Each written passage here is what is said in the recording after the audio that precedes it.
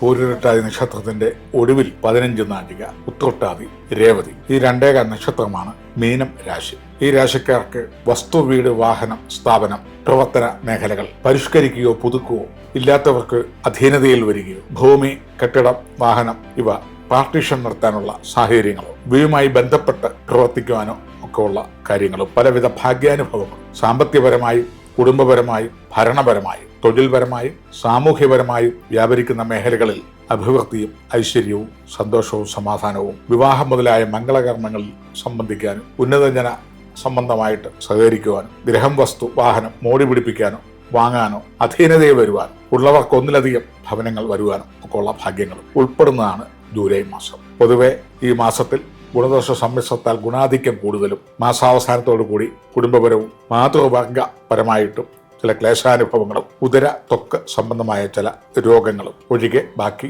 ആയുരാരോഗ്യക്ഷേമങ്ങൾ എല്ലാ തരത്തിലും ഭാഗ്യാനുഭവങ്ങളും വരുന്ന ഒരു കാലഘട്ടമാണ്.